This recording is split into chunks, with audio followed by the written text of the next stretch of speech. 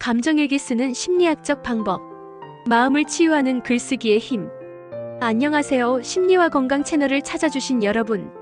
오늘은 우리의 마음을 가볍게 하고 내면의 소리를 들을 수 있는 강력한 도구인 감정일기에 대해 이야기해 보려고 합니다.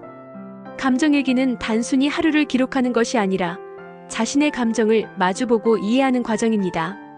심리학적으로도 그 효과가 입증된 이 방법을 어떻게 활용하면 좋을지 재미있고 유익하게 알아보겠습니다. 1. 감정일기가 왜 필요할까? 우리는 매일 수많은 감정을 경험합니다. 기쁨, 슬픔, 분노, 불안, 후회, 설렘. 이 감정들은 때로는 혼란스럽고 때로는 우리를 힘들게 만들기도 합니다. 그런데 문제는 우리가 이런 감정들을 제대로 마주하지 않고 그냥 흘려보내는 경우가 많다는 거예요. 감정일기는 바로 이런 감정들을 의식화하고 정리하는 과정입니다. 심리학자 제임스 페네이커의 연구에 따르면 감정을 글로 표현하는 것은 스트레스를 줄이고 심리적 안정을 찾는 데 큰 도움이 된다고 해요. 또한 감정일기를 쓰면 자신의 감정 패턴을 파악할 수 있어 더 나은 결정을 내리는 데도 도움이 됩니다. 2. 감정일기 어떻게 시작할까? 감정일기는 특별한 규칙이 없습니다. 하지만 심리학적으로 효과적인 방법을 몇 가지 소개해 드릴게요. 첫째, 자유롭게 쓰기. 가장 중요한 것은 편안한 마음으로 시작하는 것입니다. 처음에는 오늘 기분이 어땠나? 라는 간단한 질문부터 시작해보세요. 예를 들어, 오늘 회의에서 말을 잘못해서 속상했어. 친구와의 대화에서 기분이 좋았어. 이렇게 간단하게 시작해도 충분합니다. 둘째, 감정에 이름 붙이기. 감정을 구체적으로 표현하는 것이 중요합니다. 기분이 나빴어보다는 불안했어, 짜증이 날 정도로 화가 났어처럼 구체적으로 적어보세요. 이렇게 하면 감정을 더 명확히 이해할 수 있습니다. 셋째, 왜 그런 감정이 들었는지 탐구하기. 감정의 원인을 파악하는 것도 중요합니다. 왜 화가 났을까? 어떤 상황에서 불안했을까? 이런 질문을 스스로에게 던져보세요. 원인을 알면 비슷한 상황에서 더 잘 대처할 수 있습니다. 넷째, 감정을 있는 그대로 받아들이기. 감정일기를 쓸 때는 자신을 비판하지 않는 것이 중요합니다.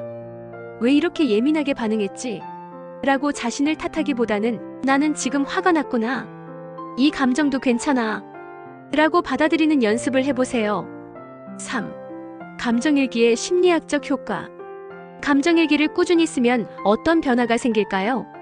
첫째, 스트레스 감소. 감정을 글로 표현하면 마음속에 쌓인 부정적인 감정이 해소됩니다. 이는 마치 마음의 짐을 내려놓는 것과 같아요.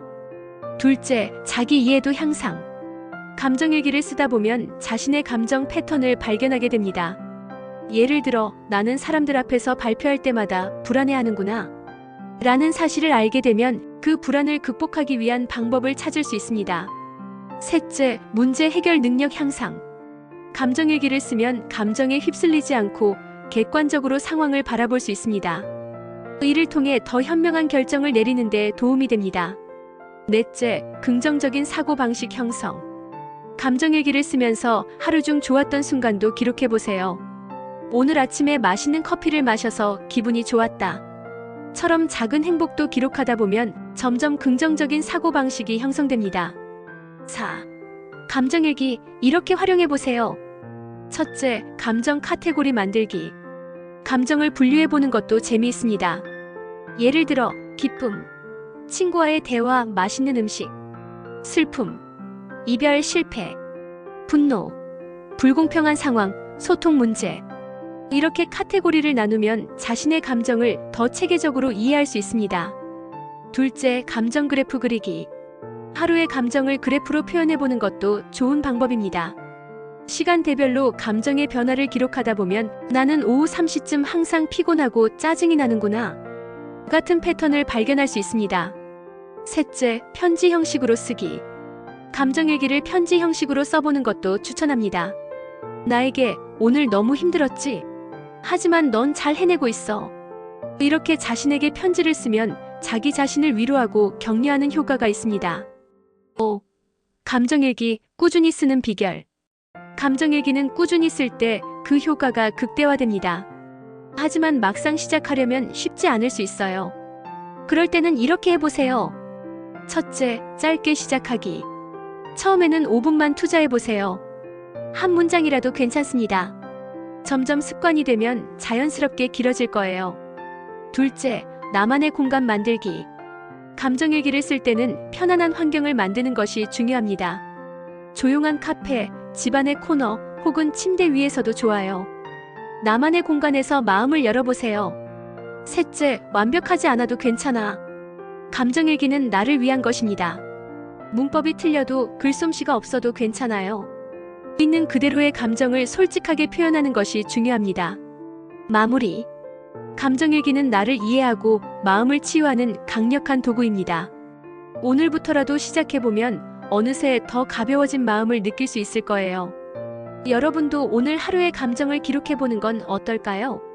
심리와 건강 채널은 앞으로도 여러분의 마음을 돌보는 다양한 방법을 소개할 예정입니다. 오늘도 행복한 하루 보내세요. 감사합니다.